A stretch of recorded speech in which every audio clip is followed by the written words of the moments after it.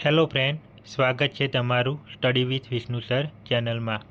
આ વિડીયોમાં આપણે શીખીશું સીમાંત પડતર, તેના ફાયદા તેમજ તેની મર્યાદાઓ, તેમજ સમતૂર બિંદુ, તેના ફાયદા અને તેની મર્યાદાઓ, તેમજ ફાળો, નફા જથ્થાનો ગુણોત્તર અને સમતૂર બિંદુ શોધવાના દાખલા જોઈશું। જો તમે કોમર્સના વિદ્યાર્થીઓ હોય તો આ ચેનલને સબસ્ક્રાઈબ કરવાનું ભૂલતા નહીં। જો વિડીયો તમને પસંદ આવે તો વિડીયોને લાઇક કરજો, તમારા ફ્રેન્ડ સુધી તેને શેર કરજો અને તમારા મનમાં કોઈ ડાઉટ હોય તો નીચે કમેન્ટમાં જરૂર લખજો। તો ચાલો શરૂ કરીએ। સૌપ્રથમ આપણે જોઈશું સીમાંત પડતર પદ્ધતિનો અર્થ। ઉત્પાદનની અમુક સપાટી બાદ જો ઉત્પાદનમાં 1 એકમ વધારો કે ઘટાડો કરવામાં આવે તો કુલ પડતરમાં થતો ફેરફાર એટલે સીમાંત પડતર પદ્ધતિ। હવે આપણે સીમાંત પડતર પદ્ધતિના લક્ષણો જોઈશું। તો ખર્ચને સ્થિર અને ચલિત એમ બે ભાગમાં વહેંચવામાં આવે છે। કુલ ચલિત ખર્ચ બદલાય છે પણ એકમ દીઠ ચલિત ખર્ચ બદલાતો નથી। કુલ સ્થિર ખર્ચ બદલાતો નથી પણ એકમ દીઠ ચલિત ખર્ચ બદલાય છે।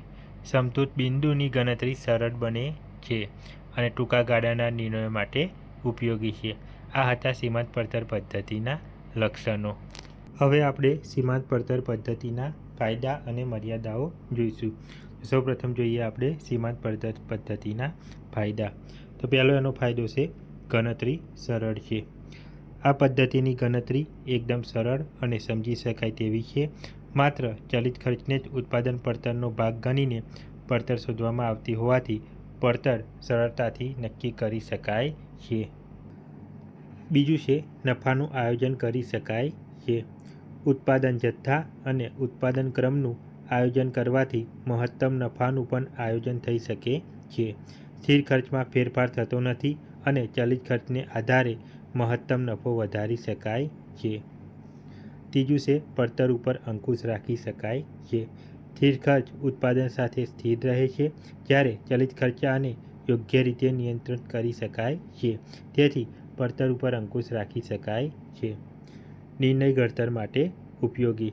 સંચાલકોને નિર્ણય ઘડતર માટે આ પદ્ધતિ ઘણી ઉપયોગી સાબિત થઈ શકે છે, જેવી કે ખરીદવું કે બનાવવું, વિદેશી ઓર્ડર લેવો કે નહીં લેવો, ઉત્પાદનના વિકલ્પો એક કરતાં વધારે હોય ત્યારે કયું ઉત્પાદન કરવું અને કયું ઉત્પાદન જતું કરવું નિર્ણયો લઈ શકે છે।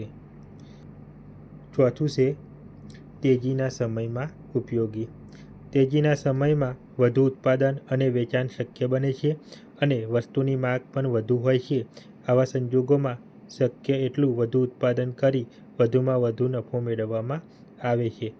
ત્યારે કયા પ્રકારનું ઉત્પાદન જથ્થાનો વધુમાં વધુ નફો પ્રાપ્ત થઈ શકે તે જાણવા સીમાંત પડતર પદ્ધતિ ઉપયોગી સાબિત થાય છે। અને પાંચમું છે મંદીના સમયમાં। મંદીના સમયમાં વસ્તુની માંગ ઓછી હોવાથી ઉત્પાદન એ વેચાણ પણ ઓછું થાય છે।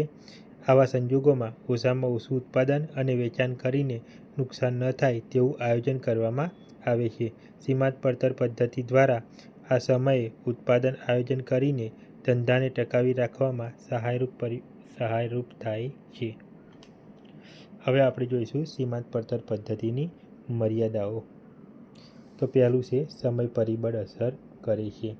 સીમાંત પડતર પદ્ધતિમાં સમયગાળાને ધ્યાનમાં લેવામાં આવતો નથી, પરંતુ સમય પરિબળ પડતરને અસર કરે છે।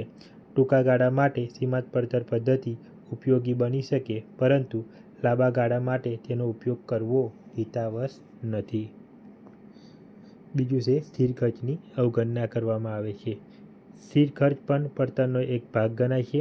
માત્ર ચલિત ખર્ચને આધારે પડતરની ગણતરી થઈ શકાતી નથી। સ્થિર ખર્ચને ધ્યાનમાં રાખ્યા વિના વેચાણ કરવું નુકસાનકારક સાબિત થાય છે। ત્રીજું છે ખર્ચ વિભાજન અશક્ય। સીમાંત પડતર પદ્ધતિ એક મૂળભૂત ધારણા પ્રમાણે પડતરમાં સ્થિર ખર્ચ અને ચલિત ખર્ચ એમ બે રીતે વિભાજન થઈ શકે છે, પરંતુ ઉત્પાદન પડતરમાં બધા ખર્ચનું એ સ્પષ્ટ રીતે વિભાજન થઈ શકતું નથી, કારણ કે અમુક સ્થિર ખર્ચમાં પણ લાંબા ગાળા કે ઉત્પાદનના અમુક જથ્થા પછી ફેરફાર થતો જોવા મળે છે। ચોથું છે અન્ય પરિબળોની અસર. સીમાંત પડતર પદ્ધતિની ધારણાઓ પ્રમાણે સ્થિર ખર્ચ, ચલિત ખર્ચ, વેચાણ કિંમત વગેરે પર અન્ય પરિબળોની કોઈ અસર થતી નથી, પરંતુ વ્યવહારુ રીતે આ શક્ય નથી. અમુક પરિબળોની અસર ધંધા ઉપર થાય છે અને તેના પરિણામે ચલિત ખર્ચા, સ્થિર ખર્ચા, વેચાણ કિંમત પણ અસર પામે છે, જેમ કે માલ સામાનની કિંમતમાં વધારો, ઘટાડો, મજૂરી ખર્ચ, ઓવરટાઇમ ખર્ચ, બજારમાં હરીફાઈનું પ્રમાણ, સરકારી નીતિ અને અંકુશો, ટેકનોલોજીકલ ફેરફારો, ફરજિયાતપણે ભાવ ઘટાડો વગેરેની પરિબળોની અસર પડતર ઉપર થતી જોવા મળે છે. હવે આપણે જોઈશું સમતૂર બિંદુનો અર્થ, એટલે કે બ્રેક ઇવન પોઈન્ટ BEP. જે બિંદુએ કુલ આવક અને કુલ ખર્ચ સમાન થાય અને નફો કે નુકસાન ન થાય તેને બ્રેક ઇવન પોઈન્ટ એટલે કે સમતૂર બિંદુ કહેવામાં આવે છે. આ બિંદુએ ન તો નુકસાન થાય છે ન તો નફો થાય છે. બ્રેક ઇવન પોઈન્ટ એટલે કે સમતૂર બિંદુ એટલે તે બિંદુ જ્યાં કુલ વેચાણ અને કુલ ખર્ચ બરાબર થાય છે. આ બિંદુએ ન તો નફો થાય છે ન તો નુકસાન થાય છે, અર્થાત total cell is equal to total cost. આ સ્થિતિને જ સમતુલ્ય બિંદુ અથવા નફા નુકસાન શૂન્ય બિંદુ પણ કહેવામાં આવતું હોય છે. હવે આપણે જોઈશું સમતૂર વિશ્લેષણના ફાયદા અને મર્યાદાઓ. તો સૌપ્રથમ જોઈએ સમતૂર વિશ્લેષણના ફાયદા. તો પહેલું છે નફાકારકતા જાણી શકાય છે. સમતૂર વિશ્લેષણ દ્વારા ધંધામાં જુદા જુદા એકમોના ઉત્પાદન કે વેચાણ એકમોએ નફાકારકતા જાણી શકાય છે. પેઢીના તેજીના સમયમાં મહત્તમ નફો અને મંદીના સમયમાં લઘુત્તમ નફાની માહિતી મળી રહે છે. બીજું છે સમતૂર બિંદુ જાણી શકાય છે. સમતૂર બિંદુ એટલે નહીં નફો કે નહીં નુકસાનની પરિસ્થિતિ. પેઢીએ પોતાના ઉત્પાદન જથ્થાનું સમતૂર બિંદુ નિર્ધારણ કરી શકે છે. ત્રીજું છે ઇષ્ટતમ વેચાણ મિશ્ર જાણી શકાય છે. જે પેઢી વિવિધ પ્રકારની વસ્તુઓનું ઉત્પાદન અને વેચાણ કાર્ય કરતી હોય ત્યાં દરેક વસ્તુ પર મળતા ફાળાની અલગ ગણતરી કરીને ઇષ્ટતમ વેચાણ મિશ્રણ જાણી શકાય છે. એટલે કે કયા એકમોનું વેચાણ કરવાથી વધારે નફો મળશે તે જાણી શકાય છે. પડતરની માહિતી મળે છે. ઉત્પાદન એકમોની જુદી જુદી સપાટીએ પડતરની ગણતરી થઈ શકે છે અને તેના આધારે એકમની પડતર અને નફાની માહિતી પણ મળી શકે છે. પાંચમું છે આંતરપેઢી સરખામણી કરી શકાય છે. સમતૂર વિશ્લેષણને કારણે આ જ પ્રકારનો ધંધો કરતી અન્ય પેઢીના ફાળા, નફા, સમતૂર બિંદુની સરખામણી કરીને કાર્યક્ષમતાની માહિતી મેળવી શકાય છે. છઠ્ઠું છે નિર્ણય ઘડતર માટે ઉપયોગી. સમતૂર વિશ્લેષણ સંચાલકોને નિર્ણય ઘડતર માટે ઉપયોગી બને છે, જેમાં વિદેશી ઓર્ડર સ્વીકારવો, વેચાણ મિશ્રણ કરવું, ઉત્પાદન ચાલુ રાખવું કે બંધ કરવું, તેમજ ચાવીરૂપ પરિબળો આધારિત ઇષ્ટતમ ઉત્પાદન મિશ્ર નક્કી કરી શકાય છે. અને સાતમું છે વેચાણ કિંમત નક્કી કરી શકાય છે. અપેક્ષિત નફો મેળવવા માટે કેટલી કિંમત રાખવી તે સમતૂર વિશ્લેષણ દ્વારા જાણી શકાય છે. આ હતા સમતૂર વિશ્લેષણના ફાયદા. હવે આપણે જોઈશું સમતૂર વિશ્લેષણની મર્યાદાઓ. તો પહેલી એની મર્યાદા છે ખર્ચ વિભાજન અશક્ય છે. સમતૂર વિશ્લેષણમાં ખર્ચને બે ભાગમાં વહેંચવામાં આવે છે, સ્થિર ખર્ચ અને ચલિત ખર્ચ. પરંતુ ખરેખર ઉત્પાદન પડતરના બે ખર્ચનું સ્પષ્ટ વિભાગીકરણ કરવું મુશ્કેલ છે. બીજું છે સ્થિર ખર્ચ બદલાય છે. સમતૂર વિશ્લેષણની ધારણામાં એવી ધારણા કરવામાં આવી છે કે સ્થિર ખર્ચ એકમ દીઠ બદલાય છે પરંતુ કુલ ખર્ચ સ્થિર રહેશે, પરંતુ આ ધારણા યોગ્ય નથી. ત્રીજું છે એકમ દીઠ ચલિત ખર્ચ બદલાય છે. સમતૂર વિશ્લેષણની ધારણામાં એવી ધારણા કરવામાં આવી છે કે એકમ દીઠ ચલિત ખર્ચ બદલાતો નથી, પરંતુ વાસ્તવમાં એકમ દીઠ ચલિત ખર્ચમાં ફેરફાર થાય છે. અને ચોથું છે અન્ય પરિબળોની અસર. સમતૂર વિશ્લેષણની ધારણામાં એવી ધારણા કરવામાં આવી છે કે અન્ય પરિબળો જેવા કે વેચાણ કિંમત, ભાવમાં વધારો ઘટાડો, મજૂરી ખર્ચમાં વધારો ઘટાડો, બગાડ ઘટ, સરકારી અંકુશો, હરીફાઈનું પ્રમાણ જેવા અનેક પરિબળો સ્થિર રહેશે, પણ ખરેખર આ બધા પરિબળોમાં સમય અનુસાર ફેરફાર થતો રહે છે. આ હતા સમતૂર વિશ્લેષણની મર્યાદાઓ.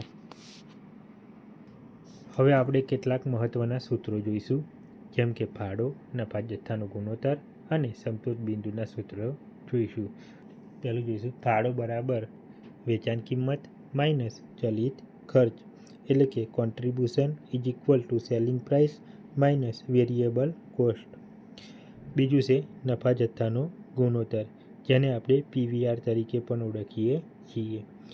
તો નફા જથ્થાનો ગુણોત્તર બરાબર ફાળો ડિવાઈડ બાય વેચાણ કિંમત ગુણ્યા 6, એટલે કે profit value ratio is equal to contribution upon selling price multiply 100. ત્રીજું છે સમતૂર બિંદુ એકમોમાં. સમતૂર બિંદુ એકમોમાં શોધવા માટે સ્થિર ખર્ચ ભાગ્યા એકમ દીઠ ફાળો ગુણ્યા 6 અને સમતૂર બિંદુ રૂપિયામાં શોધવા માટે સ્થિર ખર્ચા ભાગ્યા નફા જથ્થાનો ગુણોત્તર ગુણ્યા 6. આ સૂત્રોને આપણે એક ઉદાહરણ દ્વારા સમજીશું. માહિતી પરથી ફાળો, નફા જથ્થાનો ગુણોત્તર, ત્રીજું સમતૂર બિંદુની ગણતરી કરો. અહીંયા કુલ વેચાણ 1 લાખ રૂપિયા આપેલું છે, કુલ ચલિત ખર્ચ 60,000 આપેલા છે અને કુલ સ્થિર ખર્ચ 25,000 આપેલા છે. તો હવે આપણે ગણતરી કરીએ. અહીંયા એકમ દીઠ વેચાણ કિંમત કે એકમ દીઠ ચલિત ખર્ચ આપેલો નથી, તેથી સમતૂર બિંદુ રૂપિયામાં જ મળશે. તો ચાલો ગણીએ. અહીંયા વેચાણ કિંમત 1 લાખ આપેલી છે, તેમાંથી ચલિત ખર્ચ 60,000 બાદ કરતાં આપણને 40,000 ફાળો મળે. બીજું નફા જથ્થાનો ગુણોત્તર, એટલે કે PV રેશિયો. નફા જથ્થાનો ગુણોત્તર શોધવા માટે ફાળો ભાગ્યા વેચાણ ગુણ્યા 100. અહીંયા 40,000 ફાળો આવ્યો છે ભાગ્યા 1 લાખ વેચાણ આપેલ છે ગુણ્યા 100 બરાબર 40% PV રેશિયો આપણને મળે. ત્રીજું છે BEP, એટલે કે બ્રેક ઇવન પોઈન્ટ, એટલે કે સમતૂર બિંદુ. સમતૂર બિંદુ અહીંયા રૂપિયામાં મળશે. સમતૂર બિંદુનું સૂત્ર છે સ્થિર ખર્ચ ભાગ્યા નફા જથ્થાનો ગુણોત્તર ગુણ્યા 6. અહીંયા સ્થિર ખર્ચ આપણને 25,000 આપેલા છે, જ્યારે નફા જથ્થાનો ગુણોત્તર 40% આવ્યો ગુણ્યા 100 કરતાં આપણને 62,500 સમતૂર બિંદુ મળશે. નીચેની આપેલી માહિતી પરથી એક ફાળો, બીજું સમતૂર બિંદુની ગણતરી કરો. અહીંયા વેચાણ કિંમત 70 રૂપિયા આપેલી છે, ચલિત ખર્ચ 42 રૂપિયા આપેલો છે અને કુલ સ્થિર ખર્ચ 1,68,000 રૂપિયા આપેલો છે. અહીંયા આપણે એક વસ્તુનું ધ્યાન રાખવાનું કે વેચાણ કિંમત અને ચલિત ખર્ચ એકમોમાં આપેલ હોવાથી સમતૂર બિંદુ એકમોમાં શોધવામાં આવશે. જો એકમોમાં શોધેલ સમતૂર બિંદુને રૂપિયામાં કન્વર્ટ કરવું હોય તો વેચાણ કિંમત વડે ગુણતા સમતૂર બિંદુ આપણને રૂપિયામાં મળી જશે. તો સૌપ્રથમ આપણે શોધીશું ફાળો. ફાળો બરાબર વેચાણ કિંમત માઇનસ ચલિત ખર્ચ.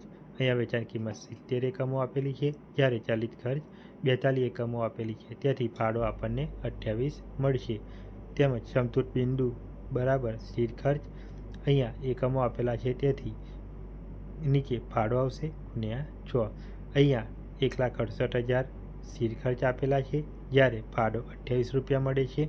આમ ગુણ્યા 100 કરતાં આપણને 6,000 એકમો સમતૂર બિંદુ મળે. જો સમતૂર બિંદુને રૂપિયામાં કન્વર્ટ કરવું હોય તો જ્યારે એકમો અને વેચાણ કિંમત 70 વડે ગુણતા આપણને સમતૂર બિંદુ રૂપિયામાં મળે. આઈ હોપ કે આ વિડીયો તમને પસંદ આવ્યો હશે. જો વિડીયો તમને પસંદ આવ્યો હોય તો વિડીયોને લાઈક કરજો, તમારા ફ્રેન્ડ સુધી શેર કરજો અને તમારા મનમાં કોઈ ડાઉટ હોય તો નીચે કમેન્ટમાં જરૂર જણાવજો. જો તમે કોમર્સના વિદ્યાર્થીઓ હોય અને આગલા વિડીયો ના જોયેલા હોય તો પ્લેલિસ્ટમાં જઈને વિડીયો જોઈ લેવા વિનંતી. મળીશું હવે આવતા વિડીયોમાં.